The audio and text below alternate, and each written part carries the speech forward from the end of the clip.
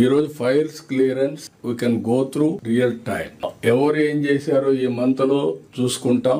ఈ మంత్ లోనే కాకుండా పబ్లిక్ పర్సెప్షన్, ఏ సెక్రటరీ, ఏ ఆఫీసర్ ఎక్కడ పనిచేశారు, మీ కింద నుండే డిపార్ట్మెంట్ యొక్క పర్ఫార్మెన్స్ ని yearly, quarterly, monthly, daily monitor చేసే పరిస్థితికి వచ్చాం టెక్నాలజీ వల్ల. అదే మరి ఇంకొక పక్కన మీరు చూసినప్పుడు డేటా డ్రివెన్ గవర్నెన్స్ గురించి మాట్లాడుతున్నాం. నేను ఎన్నోసార్లు చెప్పాను మీకు, డేటా లేక్ రెడీ అయింది, మన వాళ్ళు ఎక్స్ప్లెయిన్ చేస్తారు.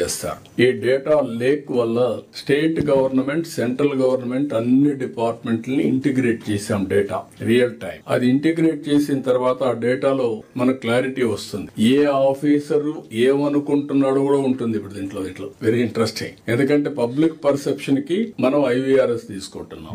ఒకప్పుడు public perception only intelligence department ఒకటి ఉంటుంది. సీఎం కి ఎప్పుడు ఒక చీఫ్ మినిస్టర్ కి, ప్రైమ్ మినిస్టర్ కి IB ఉంటుంది, ఇక్కడ ఇంటెలిజెన్స్ ఉంటుంది. నాకు ఒక అలవాటు ఎప్పటి నుంచో, నేను ఫస్ట్ మీట్ చేసేది ఇంటెలిజెన్స్ మీట్ చేస్తాం. అది పర్ఫెక్ట్ అని కాదు, కొంత సమాచారం ఇస్తారు. ఏం జరుగుతా ఉందో పొలిటికల్, ఎకనామిక్, కరప్షన్, ఎవ్రీథింగ్. ఎందుకంటే ఒక పరిపాలనలో సుపరిపాలన ఇవ్వాలంటే ఎప్పటికప్పుడు సమాచారం తెలియాలి కాబట్టి ఇన్ఫర్మేషన్ డిపార్ట్మెంట్ ఉంటుంది. అదే సమయంలో నేను ఎప్పుడు ఒకసారి ఇంటెలిజెన్స్ డీజీతో కలుస్తాను. హైదరాబాద్ లో ఉన్నప్పుడు కమిషనర్ ఆఫ్ పోలీస్, డీజీ ఇద్దరు వచ్చారు. అది మేజర్ పోలీస్ వ్యవస్థ కాబట్టి లా అండ్ ఆర్డర్ మెయింటైన్ చేయడానికి ఇప్పుడు కూడా ఆ సాంప్రదాయాన్ని పాటిస్తున్నాను.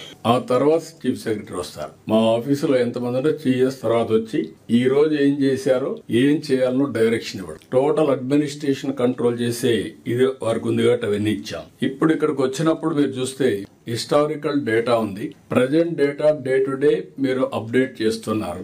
అవేర్ వ్యవస్థ ద్వారా 42 పారామీటర్స్, రేపు అవసరమైతే 50-60 పారామీటర్స్ తీసుకుంటాం. రియల్ టైం డేటా వస్తుంది. అవేర్ ద్వారా కూడా ఎక్స్ప్లెయిన్ చేస్తాం.